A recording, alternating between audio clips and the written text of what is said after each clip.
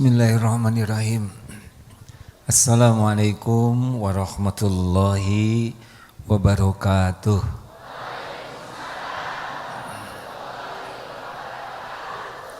Alhamdulillahi rabbil alamin. Segala puja dan puji hanya milik Allah subhanahu wa ta'ala, pencipta, pemilik, penguasa langit, bumi berikut segala isinya. Dialah Allah, Tuhan semesta alam yang menciptakan kita, mengurus diri kita setiap saat. Tidak pernah sekejap pun kita lepas dari karunia Allah. Dialah yang menciptakan, mengurus. Dialah Allah yang memberi hidayah kita jadi Islam. Tanpa hidayah Allah kita tidak mengenal Allah. Dialah Allah subhanahu wa ta'ala yang membimbing kita senang belajar agama. Tanpa bimbingan Allah kita lebih jauh dari agama. Dialah Allah yang memberikan kesehatan, keselamatan, pergi jauh-jauh ke sini. Tidak ada yang membuat kita selamat selain Allah. Juga Allah yang memberikan kesabaran dari tadi duduk di sini mendengarkan ilmu. Dan Allah juga yang janji majelis ilmu adalah tempat diampuninya dosa-dosa. Siapapun yang hadir, insya Allah semoga termasuk yang diampuni dosa. Walaupun kita tidak lihat, di sini ada malaikat rahmat yang terus memohon curahan rahmat. Tempat duduk kita saat ini akan bersaksi di akhirat nanti. Dan dialah Allah yang maha baik, yang kuasa memberikan hati kita jadi yakin ke Allah. Karena tidak ada satupun yang membulak-balik hati selain Allah subhanahu wa ta'ala. Semua nikmat sekecil apapun, sebesar apapun, pasti milik Allah, dari Allah. Semoga kita bisa mensyukurinya. Amin ya rabbal alamin. Allahumma salli ala sayyidina Muhammad wa ala alihi wa ashabihi ajma'in. Ya Allah, berkahi majelis ini. Karuniakan kepada kami hati yang ikhlas dalam beramal. Limpahi kami dengan ilmu yang manfaat. Tuntun agar kami bisa mengamalkan dengan ikhlas dan istiqomah. Jadikan kami menjadi bukti indahnya agamamu ya Allah. Jalan hidayah bagi saudara kami lainnya. Ya Allah, lindungi pertemuan ini dari niat yang salah, dari ilmu yang tidak manfaat, dari doa yang tidak diijabah, dari amal yang tidak engkau terima. Taqabbal minna ya arhamar rahimin. Amin. Apa kabar hadirin?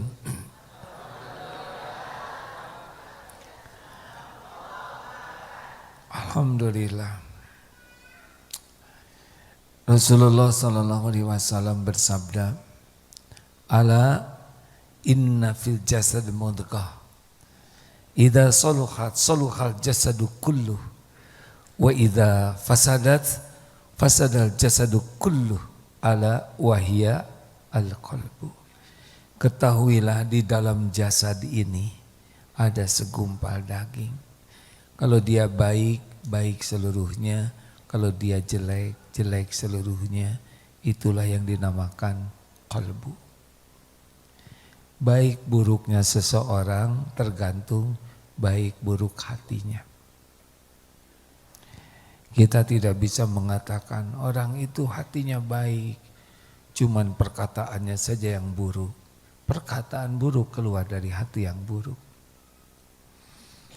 Maka kalau kita ingin berubah menjadi baik, perbaiki hati. Rasulullah sallallahu alaihi wasallam berdakwah 23 tahun. Fokus dakwah Rasulullah itu adalah hati. Karena kalau hatinya sudah berubah, maka berubah semuanya. Sederhananya begini, hati sedih, semua berubah. Betul? Hati gembira, nampak. Hati marah, jelas. Hati jatuh cinta, bisa kelihatan. Kenapa ibu tertawa? Tapi sedikit orang yang memperhatikan hati. Katanya ibu-ibu kalau mau tidur lebih sibuk membersihkan wajah daripada membersihkan hati. Betul Bu? Mau ke pengajian lebih sibuk menata penampilan daripada menata hati. Benar Bu?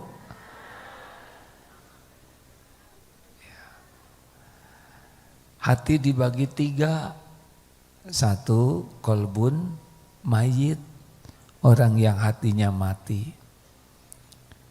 tidak berfungsi. Dia jasadnya manusia, tapi perilakunya bisa jauh lebih buruk dari binatang. Manusia-manusia keji yang sudah tidak punya hati nurani. Kemarin kita dengar ada yang memutilasi pakai pisau dapur itu. Seperti itulah kurang lebih. Mengingkari kebenaran. Nauzubillah. Yang kedua, kolbun marid. Orang yang hatinya sakit. Sudah tahu ciri orang yang hatinya sakit?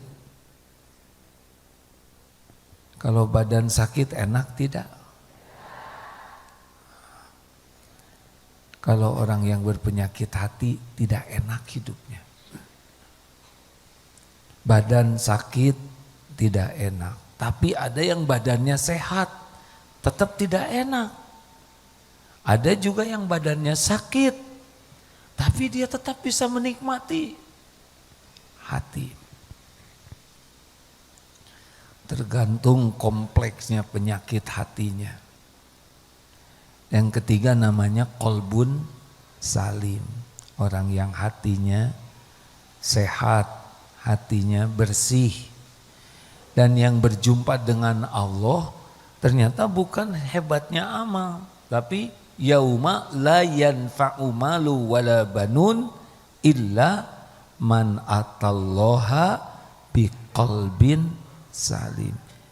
Jadi nanti yang jumpa dengan Allah itu biqalbin salim, yang hatinya paling bersih. Surat Asy-Syu'ara ayat berapa Dek? Qalbun salim. Ayo. Lihat Cak, Bagja. Sudah tahu belum? 80. Siapa yang ingat? 89. Ada yang hafal? Coba sebutin.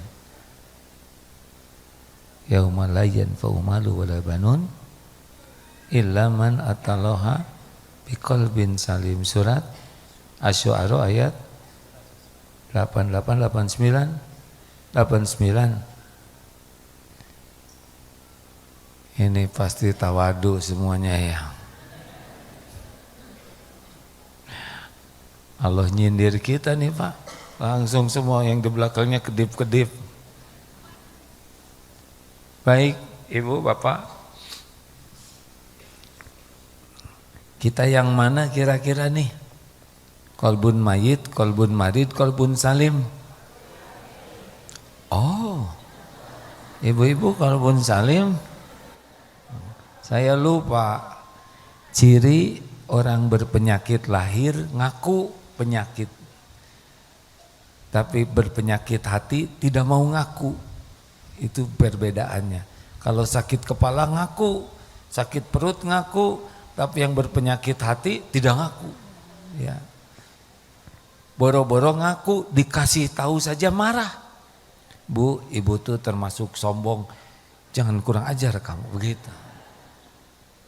Jadi yang mana nih kira-kira? Ibu-ibu, kolbun mayit, marid, salim. Mana yang kolbun salim? Coba acungkan tangan. Yang tidak punya dosa, acungkan tangan yang dosanya sedikit, acungkan tangan yang dosanya sedang. Katanya kolbun salim, acungkan tangan yang merasa banyak dosa. Tuh malah bahagia lagi banyak dosanya. Atuh masa banyak dosa kolbun salim? Kalau ada yang nanya, "Aa gimana?"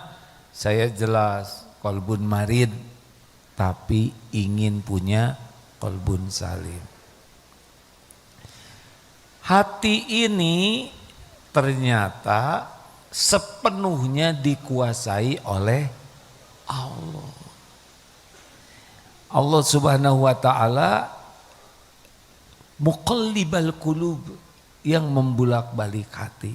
Di dalam hadis riwayat Imam Muslim, hati ini seakan di antara dua jari Ar-Rahman.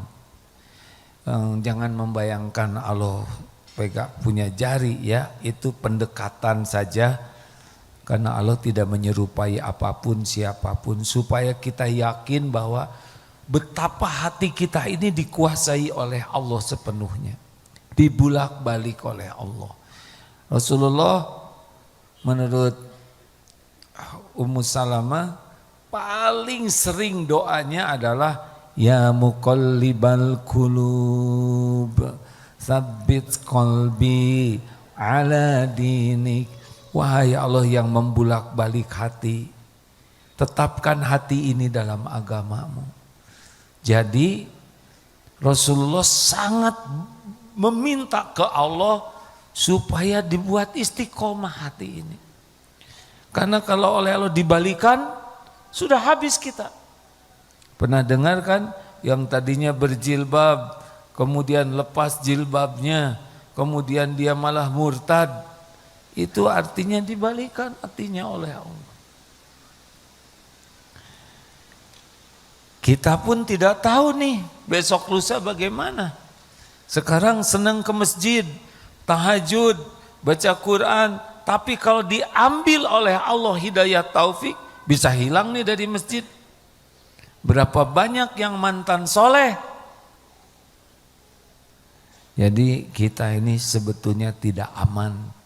Makanya harus terus meminta ke Allah supaya hati ini diistiqomahkan dalam agama. Ya musarrifal qulub, sarrif qalbi ala ta'atik. Apa hikmahnya?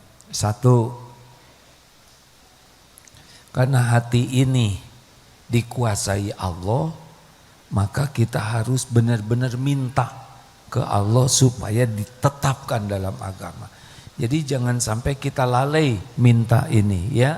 Ya muqallibal qulub, wahai yang membulak-balik hati, tsabbit qalbi ala dinik, dengan penuh keyakinan. Karena kalau dicabut habis. Rabbana la tuzigh qulubana ba'da idz hadaitana wa hab lana min ladunka rahmah innaka antal wahhab. Ini supaya tidak dicabut sesudah Allah memberi hidayah. Ini bukan perkara sederhana hadirin. Kalau dicabut kita nggak akan ke pengajian lagi. Kalau dicabut kita tidak sholat nih. Kalau dicabut kita bisa jadi ahli maksiat, kita bisa begini karena Allah yang nolong.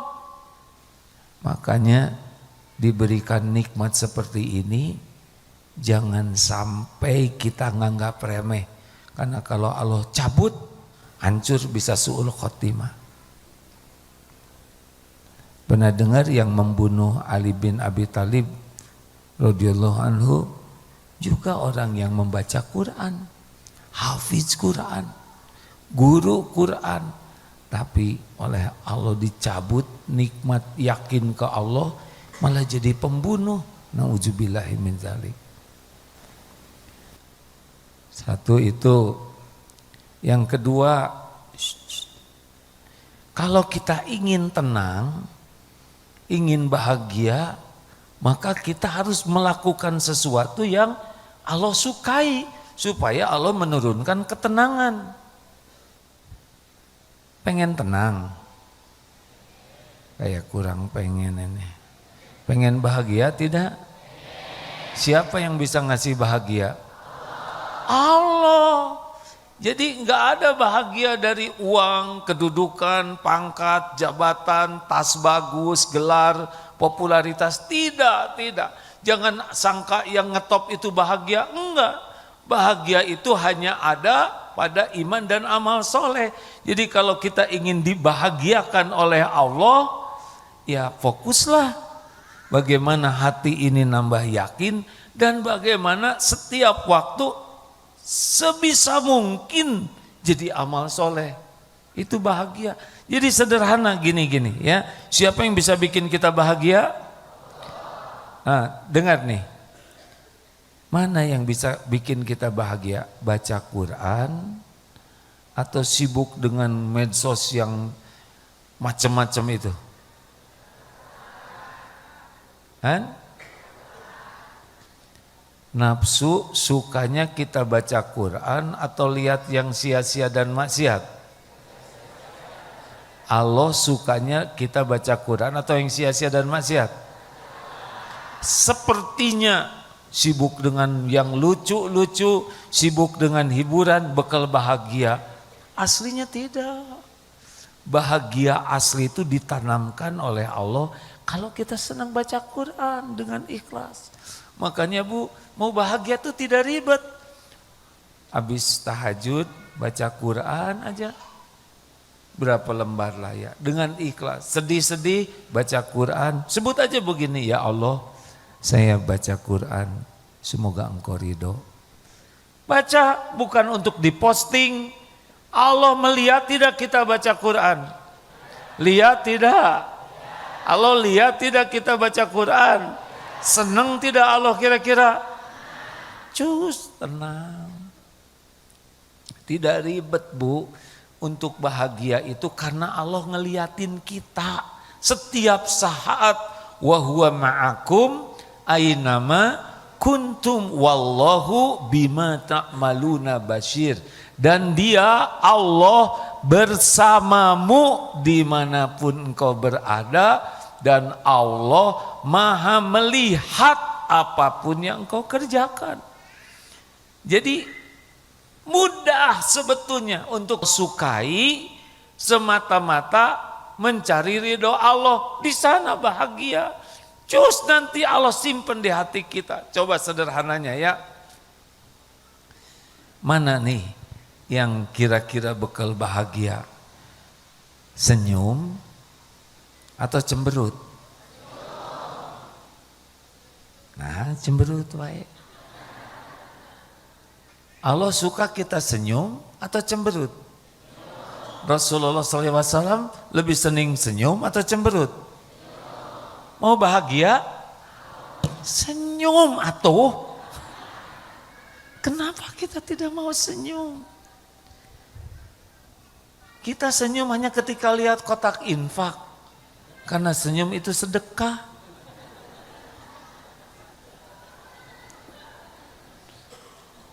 Itu namanya senli, senyum liar.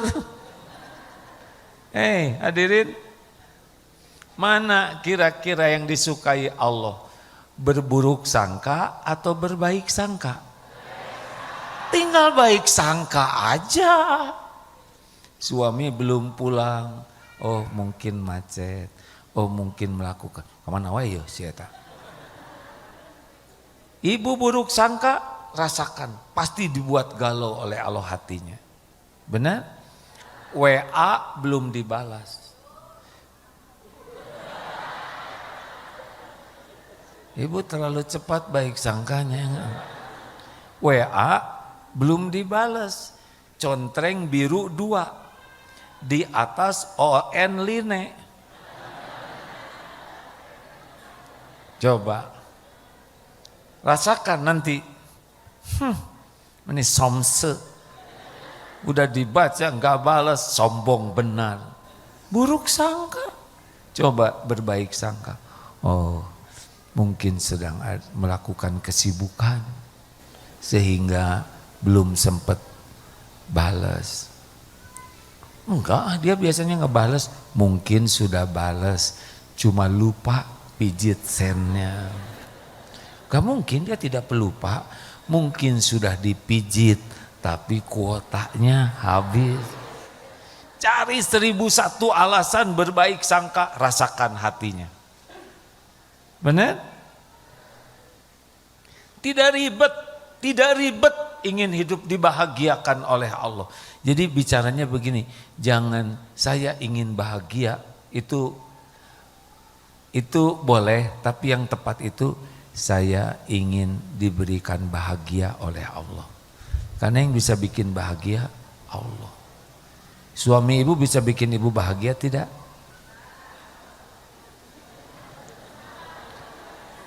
Kan yang menjengkelkan ibu siapa?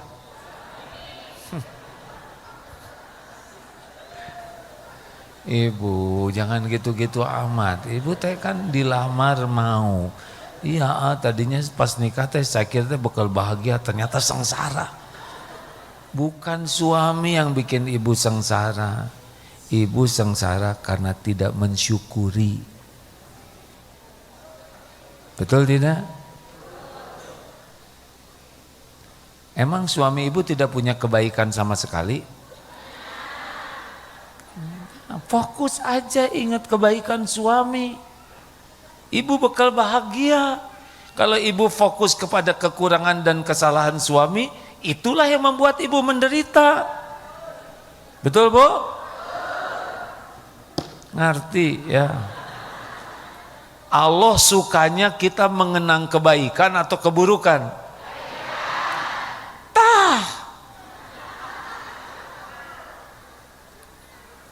Lihat suami, misal bagi yang punya suami, udah tua, tua-tua juga hidup, betul tidak?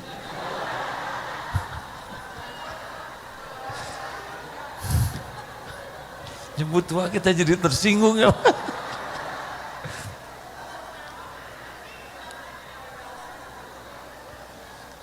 Syukurin.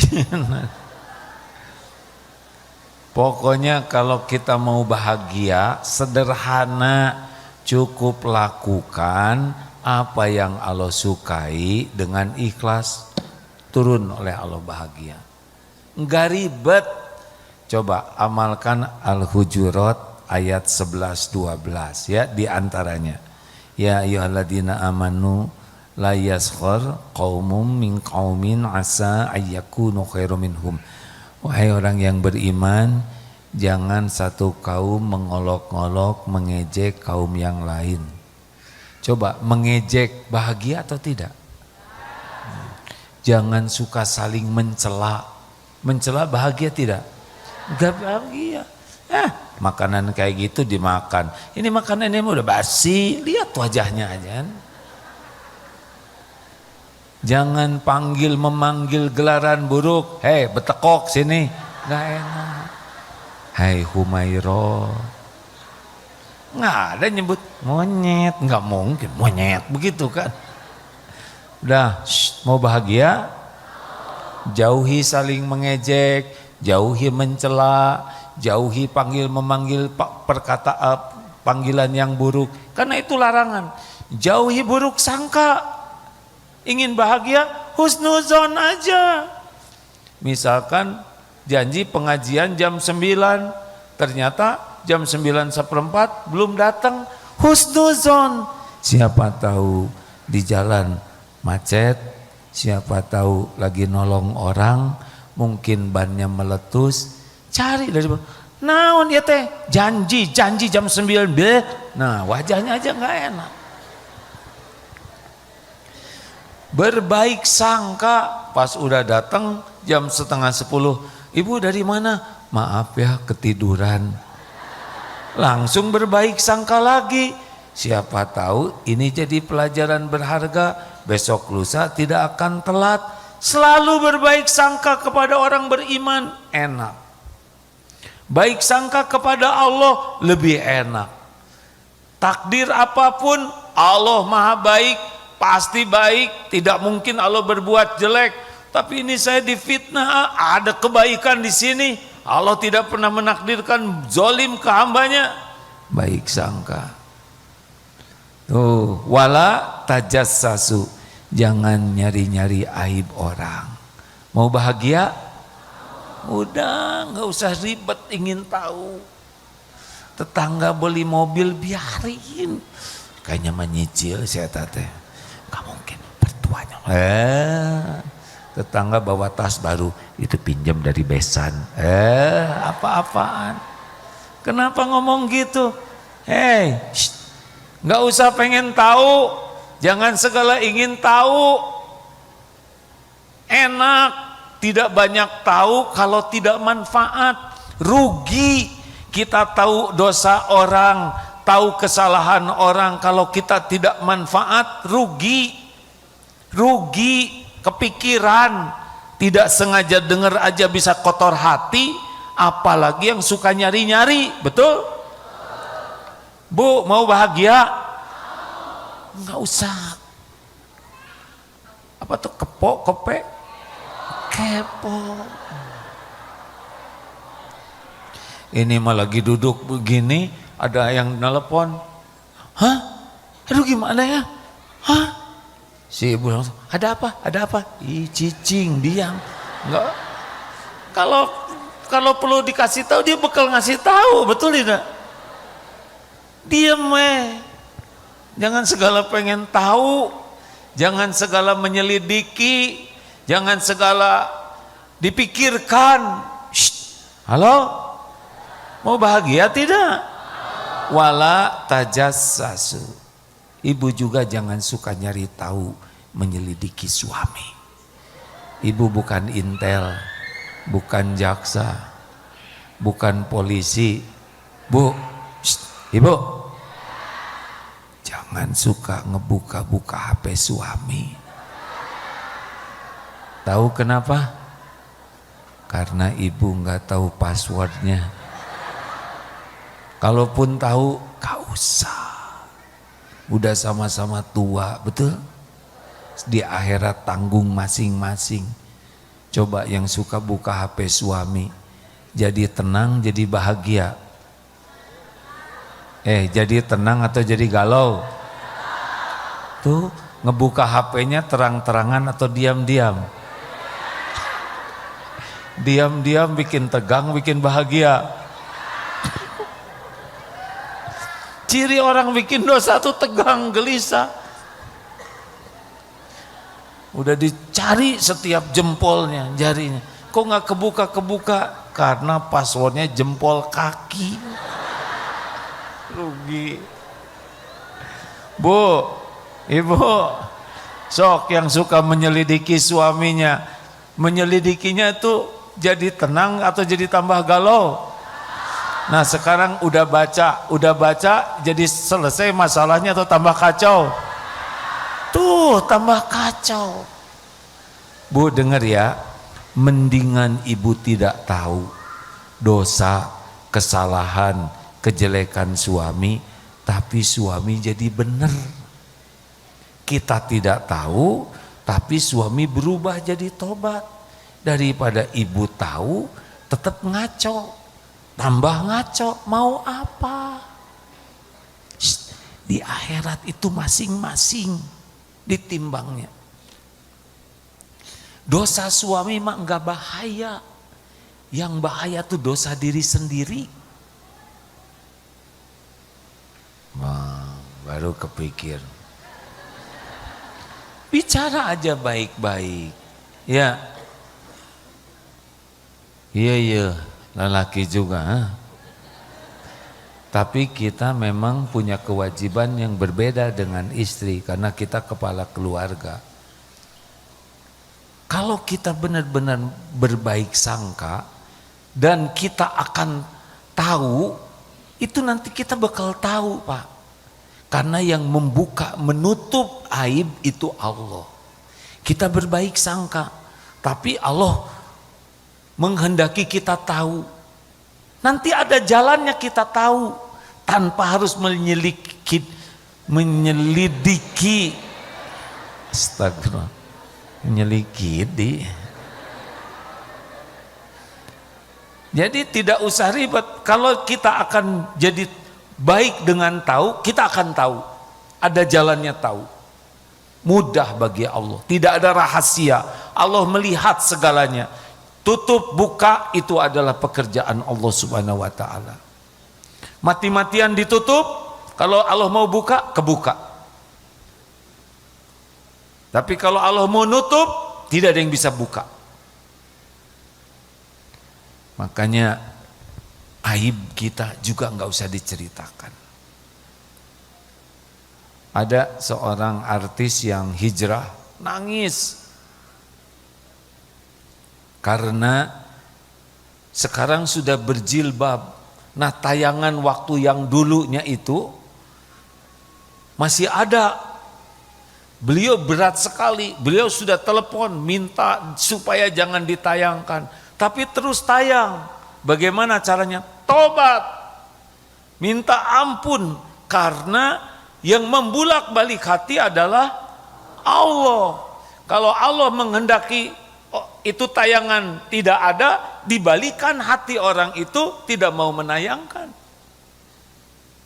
Makanya kalau kita punya aib dan dosa, nggak bisa kita jagoan ngebohong, tidak bisa.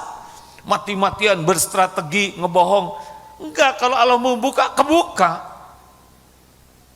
Satu-satunya adalah tobat. Jangan suka ngebuka aib orang lain, karena membuka aib orang lain sama dengan menantang aib kita dibuka oleh Allah. Tutup aib orang lain. Kalau kita tahu, tutup, jadi kuburan. Allah tahu nih kita ngebuka aib orang, padahal Allah tahu aib kita, dibuka. Punten ya, kenapa Bapak Ibu mau mendengarkan ceramah orang yang bersorban ini? Tahu sebabnya? Sebab Allah yang maha tahu segalanya masih menutupi aib, dosa, kekurangan, kesalahan orang ini. Kalau dibuka, bubar. Beneran. Dulu aja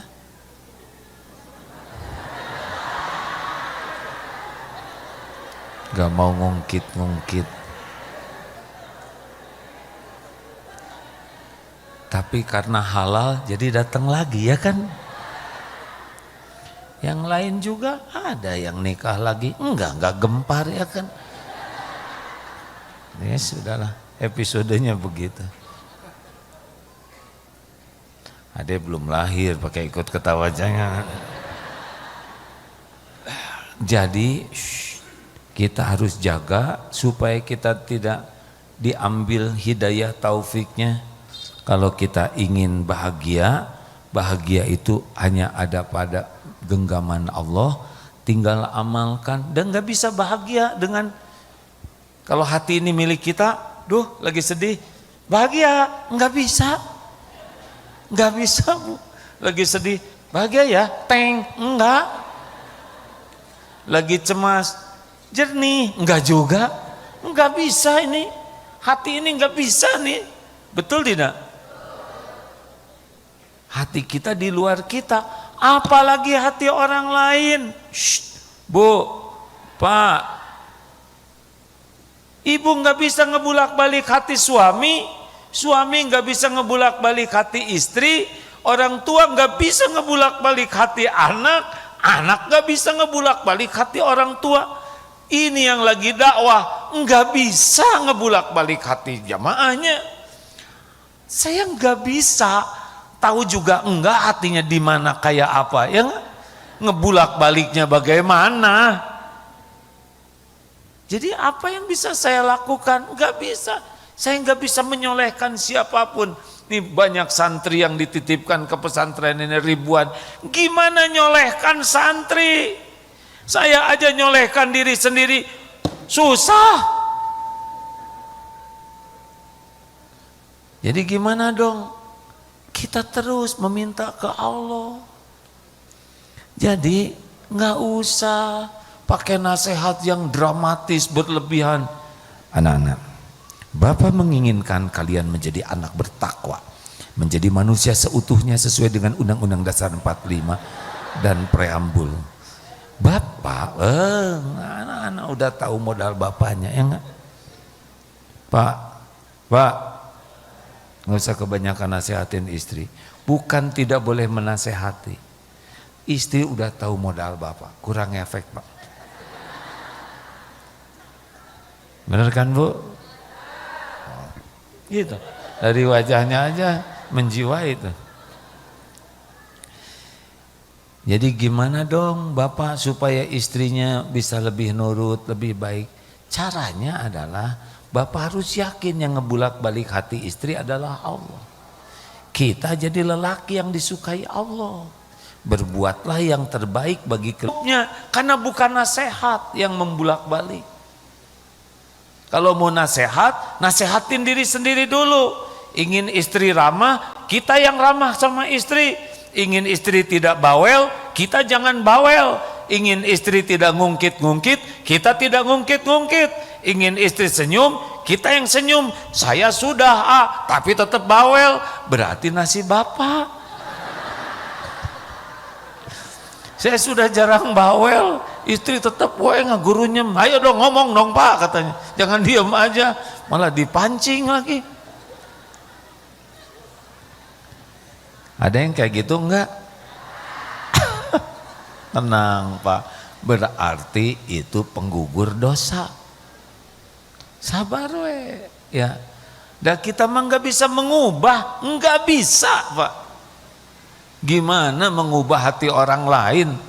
Diri sendiri aja susah, betul tidak? Jadi nggak usah pakai marah-marah di rumah tuh, tenang aja. Misal Bapak dicemburuin, padahal Bapak tidak melakukan kesalahan, dicurigai, tenang ya Allah, Engkau tahu saya tidak seperti yang disangkakan oleh istri, tapi ini curiga terus ke saya. Ya udah, apa ngobrol sama siapa? Sama Allah Bu. Ngadu lagi ke Allah, sekarang Allah aja dicemburuin Pak. Tenang Allah kan tahu, betul tidak? Kalau bapaknya tenang, sabar, Allah lihat tidak Bapak tenang? Allah tahu tidak Bapak sabar? Allah tahu tidak Bapak memaafkan istri? Allah suka tidak?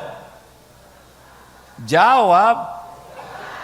Apa sulitnya bagi Allah membuat istri jadi segan kepada suaminya? Daripada suami rewel di sadawai, mana kapan awai mah? Kata istri, si Papa, ini bagian saya yang rewel. Nah, jadi itu turuti. Jangan, tenang saja. Kita tidak bisa membulak-balik hati. Perbaiki diri, perbanyak tobat, karena boleh jadi di rumah rewel tuh karena dosa kita.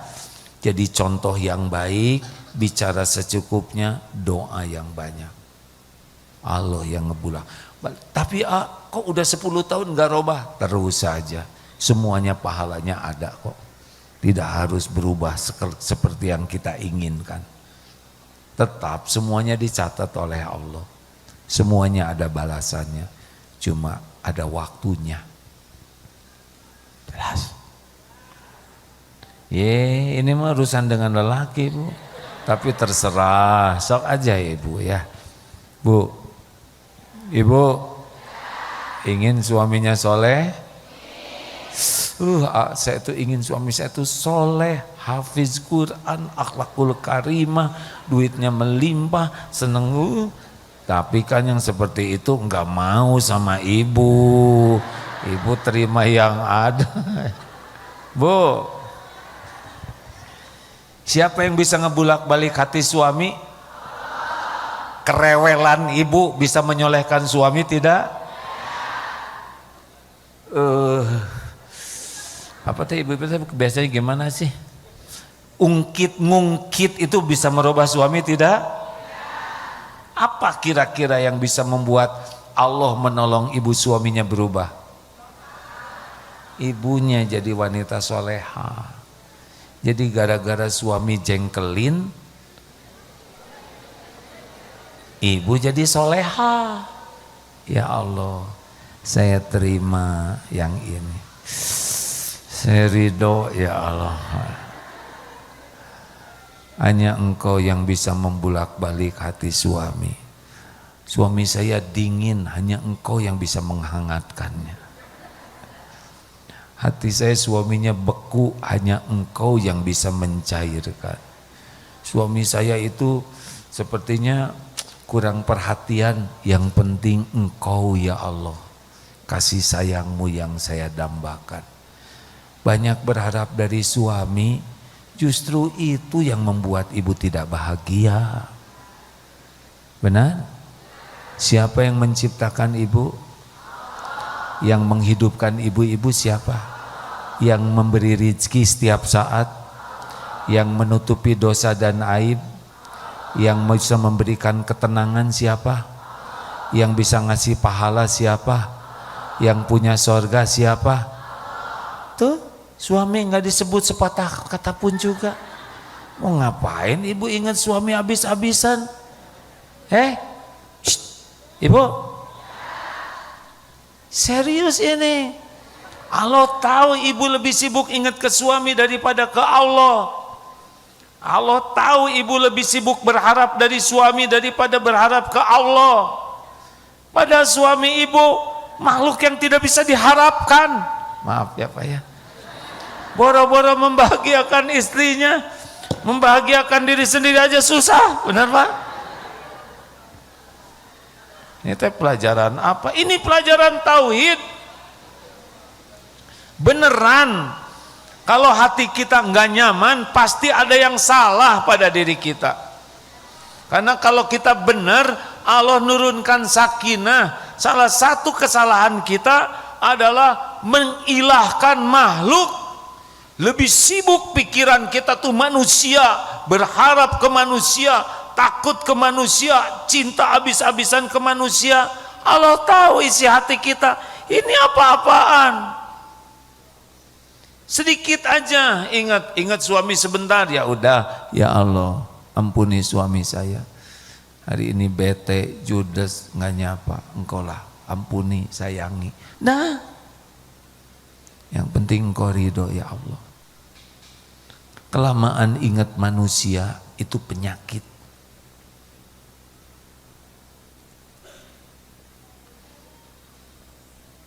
Kelamaan ingat anak juga pusing sendiri. Dan nggak bisa dirubah oleh kita. Betul? Benar tidak? Ini terlalu takut oleh istri juga pusing. Tenang aja. Shh, ada Allah yang menguasai segala-galanya. Doa. Doakan yang bagus, menghibah ke Allah. Jadi kalau kita memberi nasihat, ya amal soleh saja. Nih contoh, ngebangunin anak. Nah, ayo kita ke masjid ya nak, tangan ke anak, mulut ke anak, hati ke Allah. Ya Allah, anak ini ciptaanmu, anak ini milikmu, anak ini dalam genggamanmu. Hanya dengan izinmu anak ini bisa ke masjid. Tolong ya Allah. Kita sempurnakan, pegang, doa, tapi hati yakin Allah yang membulak-balik. Juga Bapak gitu, kalau istri misalkan lagi bicara aja, udah nggak usah dijawab, doa. Ya Allah, sudah 3 jam dan diulang-ulang, materinya sama ya Rob. Muter terus ya. Udah minta maaf berkali-kali, maaf lagi dulu juga. Nah, terus ya Allah, ampuni saya. Semua kepahitan ini pasti karena dosa saya. Apa? Bapak kutap-ketap kayak gitu, ha? Ya lagi tobat. Nah gitu dong, tobat jadi suami. Ya Allah, benar saya harus tobat, ampun. Nah anteng aja. Ya Rob, kasihan istri saya sudah 5 jam sampai ngelel begitu ya. Istirahatkan dari omelan. Mending ngadu ke Allah. Kalau masih kurang mempan, ambil wudhu, sholat. Ya Rob, saya terima episode ini. Tapi kalau ngomong terus makasihan ke saya, ya nggak kuat.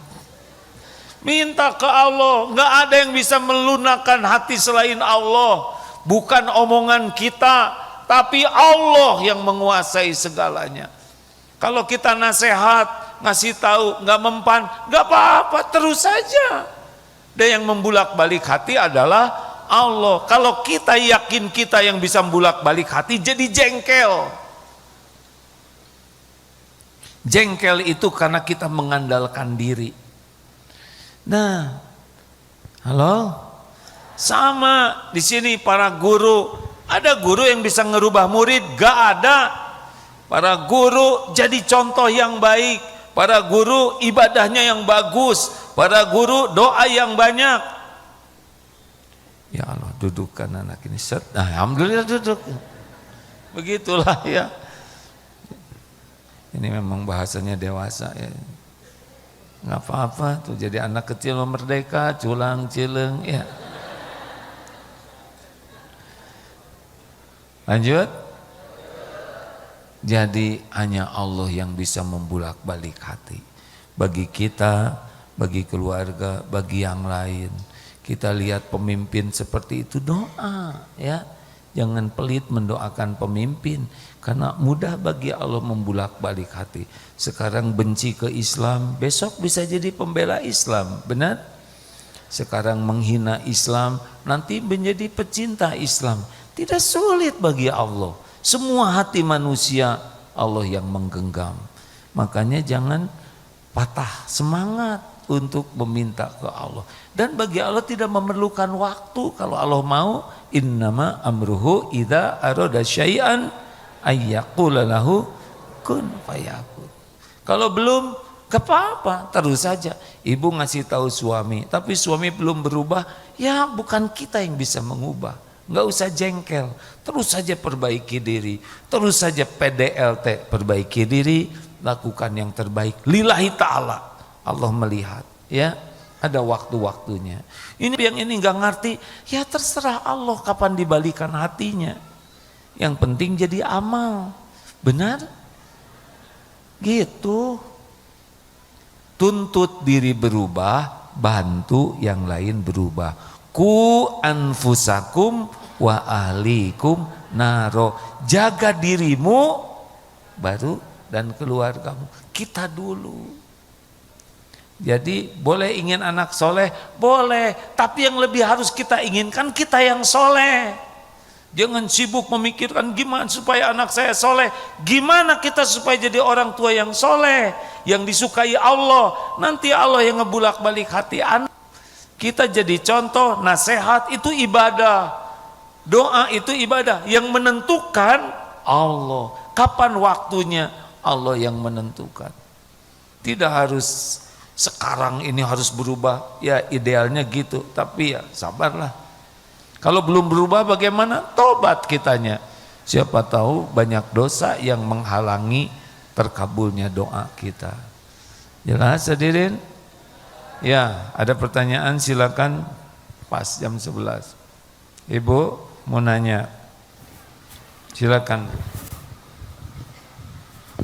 Boleh dibantu panitia? Ya, kalau lebih gesit lebih bagus. Kalau kita yakin Allah yang membulak-balik hati, tidak terlalu jengkel, tidak mudah jengkel. Ya, petugasnya mungkin sudah lebih terlatih ya harusnya. Ya Bu. Bismillahirrahmanirrahim. Assalamualaikum warahmatullahi wabarakatuh. Waalaikumsalam. Maaf Pak, mau nanya. Oh iya, kenalkan nama saya Nok Badria dari Bekasi. Yang akan saya tanyakan yaitu apa sih ciri-ciri orang yang sudah memiliki qalbun salim? Itu saja. Sebenarnya ada dua sih.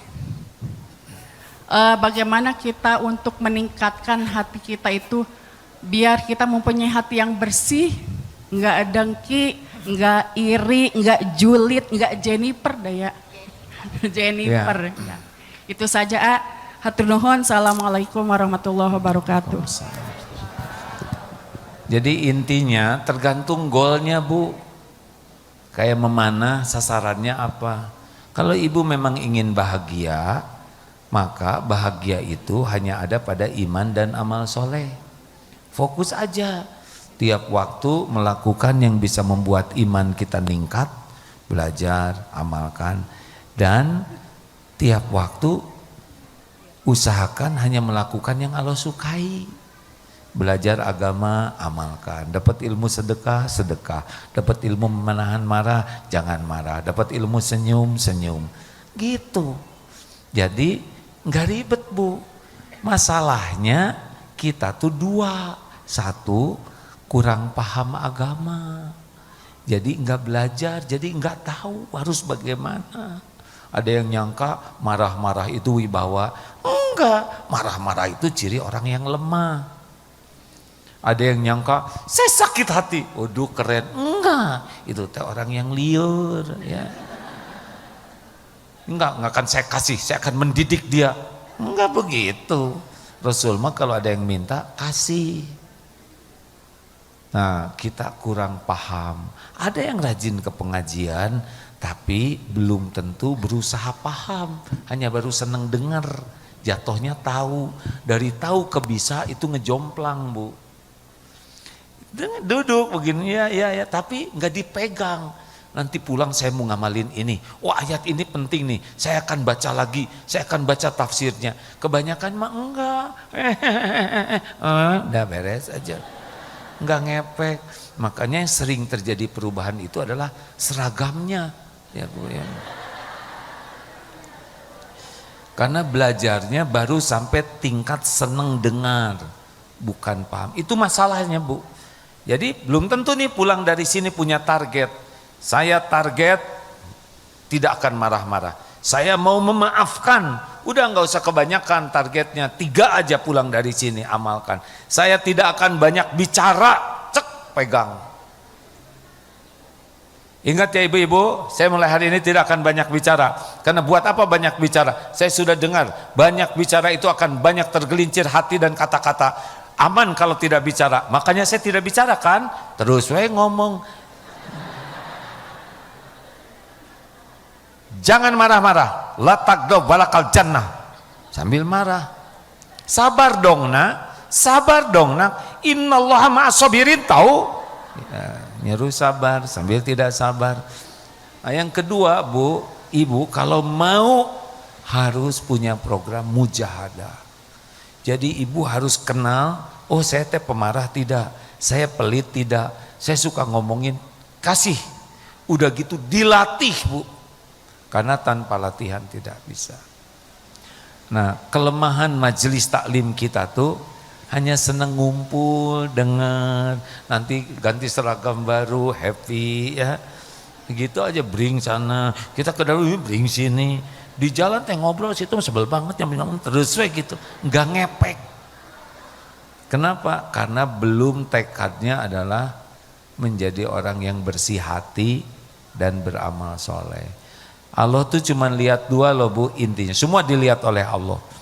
Innallaha la yanzuru ila suwarikum wa amwalikum walakin yanzuru ila qulubikum wa a'malikum. Sesungguhnya Allah tidak lihat rupa dan hartamu, tapi Allah melihat hati dan amalmu.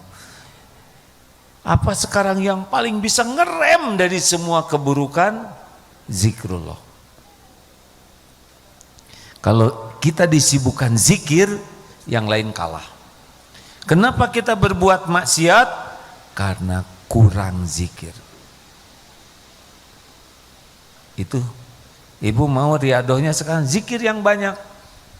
Subhanallah walhamdulillah wala ilaha illallah wallahu akbar. Kalau suatu saat Rasul bawa tongkat dengan para sahabat, ada pohon dipukul terus berguguran daun-daunnya. Lalu Rasulullah bersabda 4 kalimat. Subhanallah walhamdulillah wala ilaha illallah wallahu akbar, berguguran dosa seperti gugurnya daun. Aduh, daripada kita nganggur diem ngobrol, mending subhanallah walhamdulillah, dosa berguguran. Banyak zikir-zikir yang lainnya. Coba amalkan Bu, kurangi ngobrol, perbanyak zikir. Ngobrol itu tidak aman. Ngobrol itu ada ria. Ria itu ada sum'ah, menceritakan amal, habis itu pahalanya. Ada bohong, ada ditambah-tambah, ada sok tahu, ada menghina, ada gibah, ada fitnah. Tidak aman ngobrol tuh. Sangat tidak aman. Kalau kita tidak bicara, kita tidak nyakitin siapapun. Kalau kita tidak bicara, kita tidak bohong. Kita tidak gibah, tidak fitnah. Tapi sekali ngomong, keluar itu. Makanya kalau mau hatinya bersih, karena saya nyuruh jangan banyak bicara, saya cukupkan aja segini ya.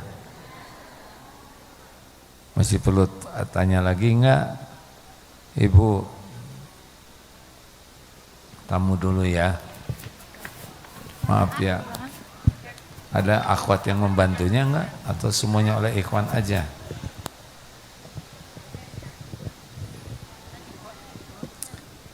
Terima kasih kepada semua tamu. Di sini itu sekolahnya mulai dari PAUD yang di Eko 1 ini. PAUD, TK ada nggak di sini? TK, SD, ada SMP, SMA, SMK, dan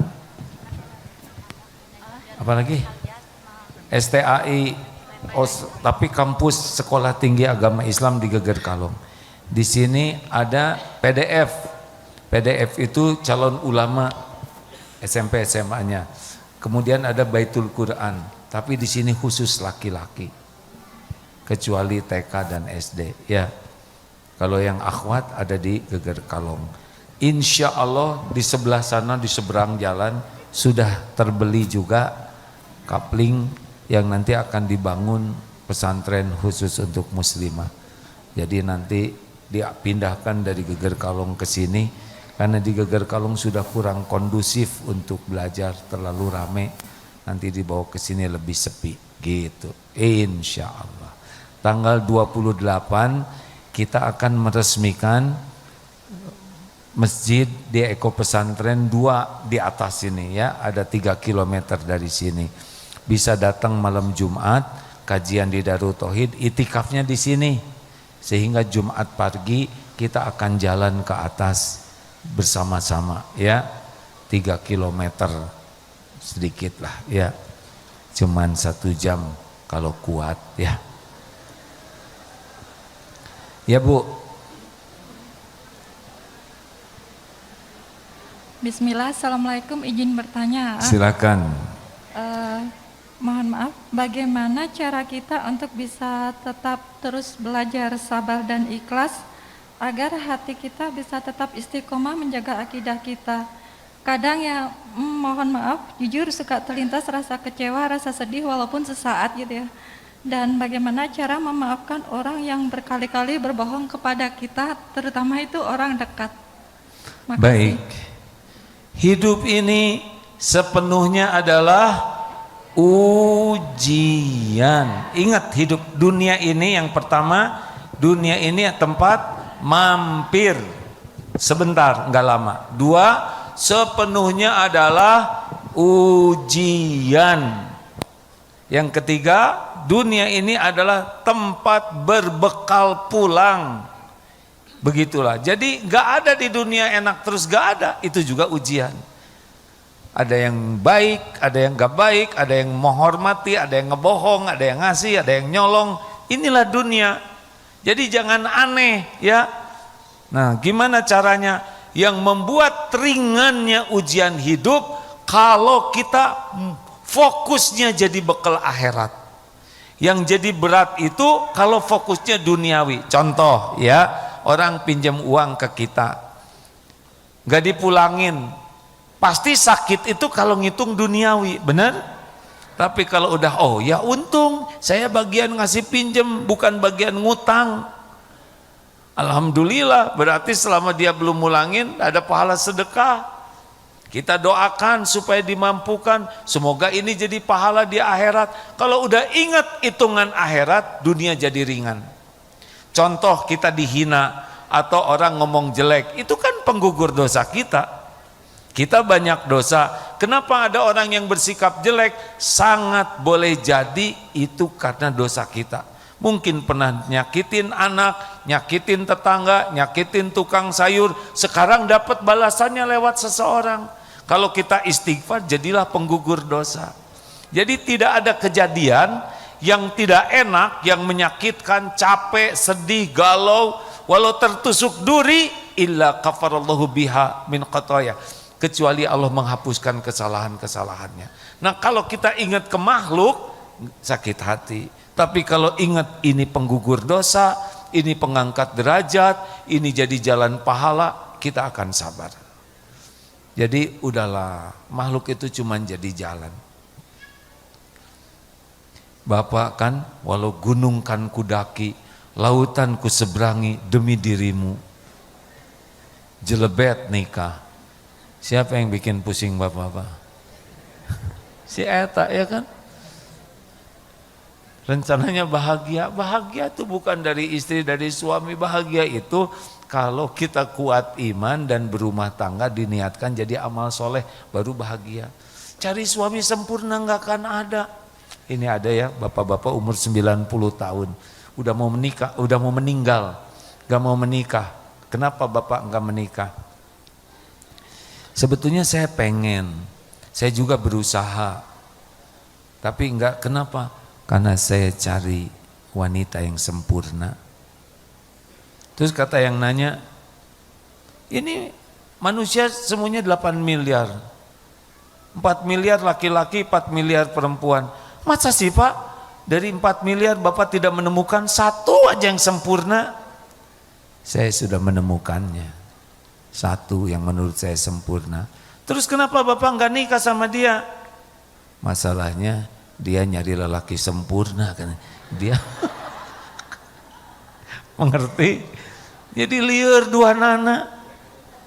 Kita mah terima, kelebihannya disyukuri, kekurangannya disabari dan dibantu perbaiki. Semuanya ladang amal, gak ada yang sempurna. Wah kita nggak mau dengan ini, apakah nanti kalau nikah lagi langsung bahagia? Enggak, sama aja. Ini ada seorang bapak-bapak udah nikah pisah, kayaknya yang baru juga ini saya harus pisah lagi. Saya udah pusing nih. Emang kalau bapak pisah nikah lagi bekal bahagia? Enggak Pak, masalahnya mah bapak. Gitu. Mikir. Jadi memang harus akhirat tujuannya. Kalau hanya pengen dunia mah udah. Pengen disayang orang tuh dapat penderitaan. Pengen disayang Allah bahagia. Pengen dikasih orang itu menderita. Pengen dipuji orang itu bikin sengsara. Bu, ibu, khusyuan mana? Sholat atau dandan? Ya udah, itu yang bikin ibu sengsara ya kan?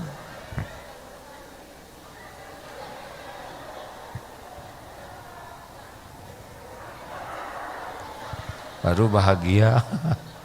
Terakhir, udah habis waktunya, Dek. Jangan. Terakhir, ayo dong panitia, punten. Sambil sedekah ya, punten. Azan jam berapa? Dek? 12 lewat 6, alhamdulillah. Silakan. Ayo sambil sedekah. Ya, bismillah ya. Sedekah itu penolak bala, penggugur dosa. Silakan Bu. Assalamualaikum warahmatullahi wabarakatuh. Waalaikumsalam. Saya Ibu Ana dari Jakarta Selatan. Alhamdulillah. Sabar yang tertinggi itu adalah menerima takdir ya. Ridho terhadap takdir. Ridho terhadap takdir.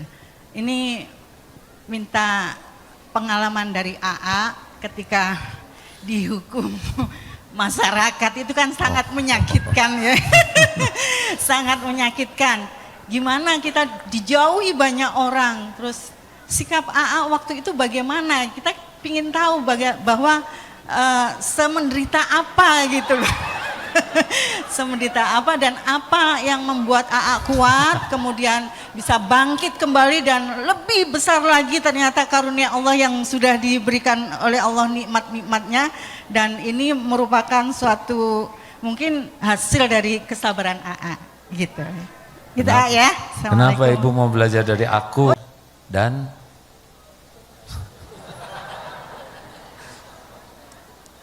mau tahu rahasianya Bu? Jadi memang ujiannya waktu itu tidak nyangka saya juga bekal begitu dikenal orang waktu itu ya. Adik-adik yang lahirnya belakangan telat kayak gitu nggak tahu apa-apa ya, udah diam-diam. Nah, Aki tahu kan? Iya, saya juga kena getahnya katanya. Bayangkan waktu itu ya, dari mulai dikenal orang tuh 2008 lah. Mulai ke TV tuh 2009, 2000 terus sampai hampir di tiap TV ada undangan tuh kayak apa, udahlah. Tidak siap semuanya, tidak siap. Saya sangat tidak siap, keluarga tidak siap, teman-teman DT tidak siap. Menjadi begitulah ujiannya ya. Uang begitu mudah. Karena sekali ke TV Bu, zaman itu semenit dikasih rezekinya 5 juta. Semenit itu, ini udah berapa menitnya? Tiap TV, apalagi menjelang Ramadan, 25 juta kali 30, 750. Belum lagi acara apa indahnya kebersamaan, 150 juta tuh cuman gitu-gitu aja. Ada Agim yang jadi presenter 45 itu. Duit diuji oleh Allah, dimudahkan. Mudah sekali dapat uang itu. Hanya dengan ya begitulah. Tapi Allah Maha tahu. Saya juga tidak tahu kemana itu uang. Padahal banyak. Ketika sudah 2006, 2007 tuh wah udah bentok. Jelebetlah takdir Agim nikah lagi. Wah. Saya mikir orang lain aja nikah lagi nggak apa-apa. Kenapa giliran saya segitu hebohnya ya enggak? Sampai media luar negeri juga. Ya emang udah begitu garisnya. Dari mulai dipuji langsung berubah. Nah ada seorang ulama yang mengatakan AA tidak akan keluar saripati ketauhidan seorang ulama kecuali mengalami ilmu kelapa. Satu, kelapa itu bakal dijatuhkan dari ketinggian. Tidak ada yang jatuh pelan, melayang, enggak. Udah jatuh dijambak sampai gundul. Bukan dikecup, udah gundul digetok sampai belah. Udah belah dicungkil, ya kan? Udah dicungkil disisit, udah mulus diparut, udah diparut. Baru katanya tauhidnya. Hah? Baru mulai itu Pak. Terus saya bagaimana menghadapinya? Qadarullah ada ulama yang memberitahu Allah sayang ke AA. Allah tahu waktu AA populer itu menuhankan popularitas, menuhankan uang. Banyak yang tidak lagi menuhankan Allah. Nah siap-siap akan diambil semua alihah Tuhan-Tuhan AA. Itu makanya. Jadi siap-siap itu baru mulai tuh. Siap-siap aja. AA menuhankan popularitas, nanti AA akan lihat bagaimana dibalikan. AA senang, ibu-ibu kagum, lihat aja nanti ibu-ibu jadi sebel. Bener itu hadirin. Itu yang tadinya dilulukan sekarang luluh gitu. Oh itu nggak enaknya Bu. Makan diliatin orang, pergi kemana-mana, udah itu menjadi kayak terdakwa kemana-mana. Baru tuh saya ngerasain, ya Allah kata guru saya begini, tenang saja. Ya tempat yang paling aman mihrab masjid, dah itikaf di masjid. Ngapain saya di masjid? Tobat. Hanya air mata tobat yang bisa jadi obat. Itu Bu. Jadi kerjaan saya waktu itu hanya menangisi dosa. Biarin, nggak apa-apa, yang terjadi nggak ada masalah, ya nggak ada bahayanya. Bahayanya tuh cuma satu, tidak bisa menangisi dosa. Jadi setiap penghujung malam tuh diusahakan nangis. Dari mana? Dari mulai balik diperiksa terus, meriksa dosa terus sampai di panggung di mana semuanya kena dosa banyak sekali. Gak usah pikirkan, nanti dunia bakal dikasih lagi oleh Allah, tapi nanti tidak ada rasanya. Kata guru saya gitu dulu. Gak usah pikirkan, demi Allah benar Bu. Saya juga tidak mengerti kenapa sekolah jadi, santri berbondong-bondong. Ya beginilah semuanya tumbuh sampai di Australia, di Palestina, di berbagai tempat. Yang kepikir juga enggak. Perusahaan juga pada hidup lagi, yang udah pada mati itu ya. Dan sayanya mah ya engkiwe. Amalannya sederhana, namanya PDLT, perbaiki diri dan lakukan yang terbaik sebisa mungkin. Gitu aja terus. Jadi nggak ribet, nggak banyak pikiran. Makanya rasanya sih lebih sehat sekarang dibanding dulu. Dulu mah kan lihat jerawatan, sariawan, radang tenggorokan. Nama rumahnya radang mulus. Astagfirullahaladzim, nanti diuji lagi nanti. Aduh, maaf ya Bu, jadi rahasianya mah tobat. Cuman air mata tobat. Kata guru saya, cuma air mata tobat. Sebab semua kepahitan itu diundang oleh dosa. Dendam tidak? Enggak tuh. Enggak, orang mau menghina juga sok aja, bukan urusan saya. Urusan saya kan dosa saya. Orang stakar kebek, kan ada yang ibu-ibu dari Surabaya ke sini Bu. Minta maaf, saya jauh-jauh dari Surabaya. Ya Bu, gimana? Saya mau minta maaf. Minta maaf apa? Dululah saya pernah. Oh, enggak apa-apa Bu, saya enggak pikirin. Bukan gitu, apalagi Bu? Kata Ustadz, gini, kalau kita suka bergibah, maka pahala kita dikasihin sama yang kita gibahin. Nah, saya dari Surabaya ke sini, tolonglah pulangin pahala saya gitu. Oh, nggak bisa, gimana mulanginnya? Udah disita oleh saya.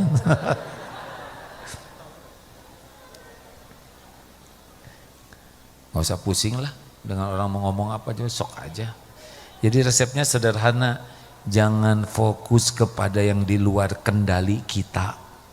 Fokuslah dengan apa yang bisa kita kendalikan. Omongan orang, pikiran orang, perasaan orang itu di luar kendali kita. Fokus saja dengan yang bisa kita kendalikan. Tinggal berikan aja yang terbaik. Tapi dia ngomong jelek, ya gak apa-apa, kita ngomong baik aja. Tapi dia pelit, ya gak apa-apa, kita aja yang ngasih. Tapi dia gak mau senyum, lah kan bibir kita yang ini. Ngapain mikirin bibir orang? Tinggal kita senyum, enak. Ceritanya gitu. Aslinya sih tidak sesederhana itu Bu, perjuangan. Bonyok, liur, sedih, malu ya. Tapi itu hanya beberapa tahun awal aja. Ketika dijelaskan oleh guru seperti itu ya udah. Dan gak nyangka lah di dunia ini bakal dikasih seperti ini lagi. Masya Allah, gak kebayang. Terima kasih hadirin sekalian, saya mohon maaf ini Allah mendengarkan, saya khawatir sekali cerita ini berlebihan, ada ujubnya, ada riaknya. Gak bisa enggak lah, kalau bicara tuh selalu ada lintasan-lintasan hati yang ria, ujub, kadang sombong, astagfirullah. Enggak, udah habis waktunya Bu, saya mau istirahat. Ibu menanya apa? Masa ngacungnya begini-begini Bu? Ayah wahai ibu-ibu tanya. Ya Bu, silakan Bu.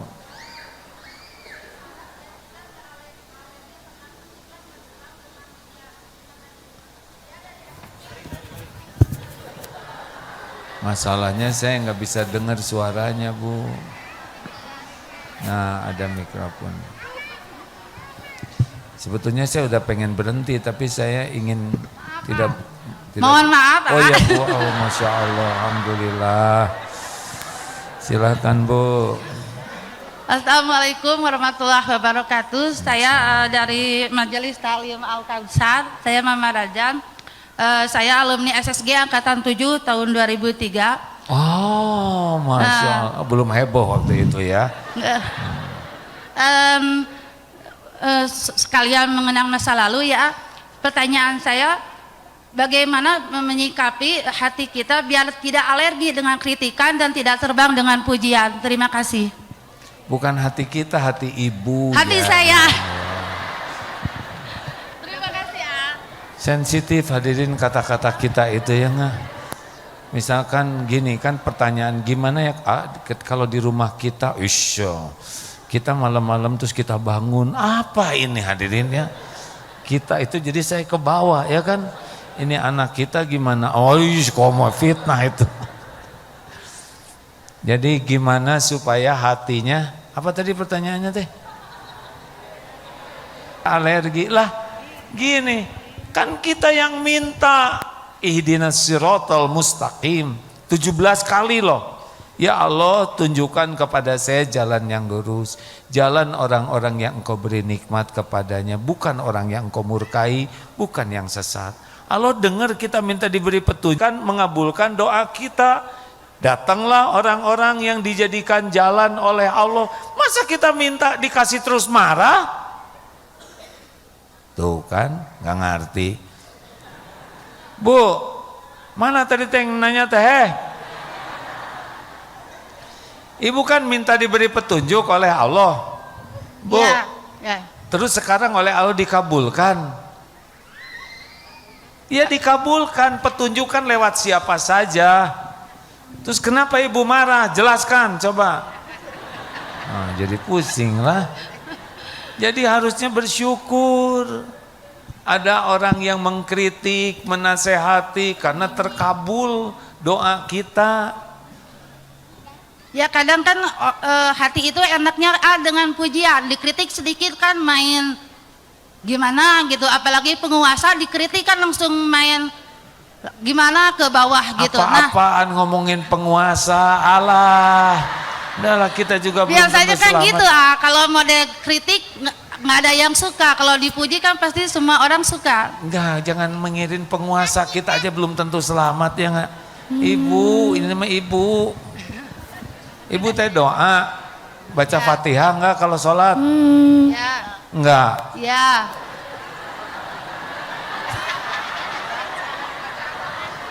Emang hidup ini ujian pisan ada. Itu kumaha ibu lah.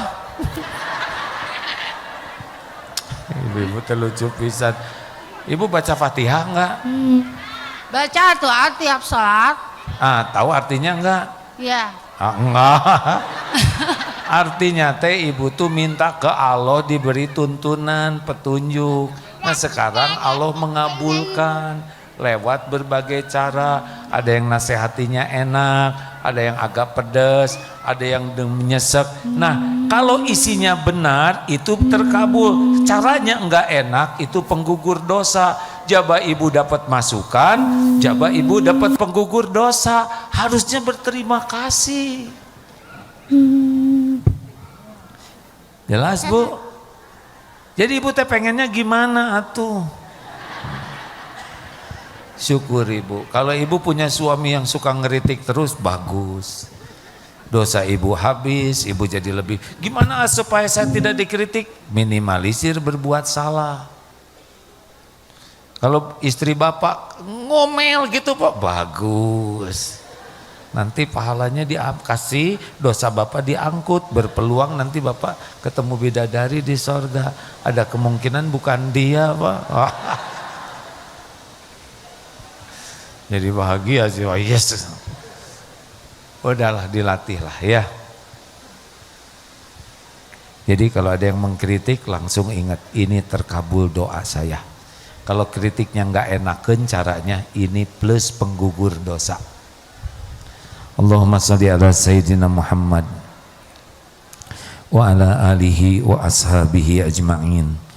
Alhamdulillahi rabbil alamin. Ya Allah, ampuni setiap niat yang salah, ampuni setiap perbuatan yang salah, ampuni sebanyak apapun dosa dan aib kami. Ya Allah, ampuni sekelam apapun masa lalu kami, sehitam apapun kehidupan yang pernah kami jalani. Ampuni semua dosa kami kepada ibu bapak. Ampuni ya Allah jika orang tua kami sering terluka hatinya. Ampuni jika kami belum bersungguh-sungguh membahagiakan orang tua. Allahumma gfir lana wali walidina warhamhum kama rabbawna shighara. Sayangi orang tua kami ya Allah. Ampuni seluruh dosanya. Berkahi sisa usianya. Jadikan husnul khotimah akhir hayat. Lapangkan kuburnya ya Allah. Bahagiakan orang tua kami. Jadikan kami anak yang tahu bakti, tahu balas budi. Pertemukan kami di sorga ya Allah. Rabbana hablana min azwajina wa dzurriyyatina qurrata a'yun waj'alna lil muttaqina imama. Ya Allah, selamatkan keluarga kami. Karuniakan kepada kami keluarga sakinah. Jadikan pendamping hidup kami, penguat iman, penambah amal. Ampuni kami belum jadi orang tua yang baik. Ampuni segala kezoliman kami kepada pendamping hidup yang Kau berikan. Ampuni ya Allah, kami belum jadi contoh baik bagi anak-anak yang Kau amanahkan. Titipkan kepada kami keluarga yang benar-benar penuh berkah, ahli ibadah, akhlakul karimah, mencukupi hanya dengan rezeki yang halal berkah. Jadikan anak-anak yang soleh. Muliakan akhlaknya ya Allah, kuatkan imannya, sempurnakan kebahagiaan di dunia wal akhirat. Andai ajal memisahkan, kumpulkan kami semua di sorga. Jangan biarkan satupun keluarga kami jadi ahli neraka. Ya Allah, ampuni guru-guru kami, orang-orang yang menjadi jalan kami mengenal-Mu. Ampuni hamba-hamba-Mu yang menjadi jalan hidayah. Ampuni keluarga dan keturunannya. Ya Allah, ampuni dan sayangi orang-orang yang berbuat baik kepada kami dulu, sekarang, dan yang akan datang. Berikan kepada kami kesanggupan balas budi baik. Ampuni dan sayangi ya Allah hamba-hamba-Mu yang pernah kami zalimi, sengaja tidak sengaja. Lapangkan hatinya bisa memaafkan kami, dan cegahlah diri kami dari perbuatan zalim terhadap siapapun. Ya Allah, ampuni hamba-hamba-Mu, saudara-saudara kami yang pernah khilaf menyakiti kami. Lapangkan hati kami jadi pemaaf. Cegahlah siapapun dari perbuatan zalim. Allahumma ighfir lil mu'minina wal mu'minat wal muslimina wal muslimat al ahya'i minkum wal amwat. Allahumma a'izal Islam wal muslimin. Allahumma ansur ikhwanana fi Filastin. Tolong saudara kami ya Allah di Palestina khususan, dan dimanapun yang Engkau saksikan dizalimi. Hanya Engkau ya Allah yang bisa menghibur hati, menguatkan iman, mencukupi, memberikan kekuatan dan kemenangan atas kaum zalimin. Ya Allah, hanya Engkau pemberi segala karunia. Ya Rabb, berkahi jamaah ini ya Allah. Kuatkan iman yang masih lemah. Karuniakan kepada kami khusyunya sholat.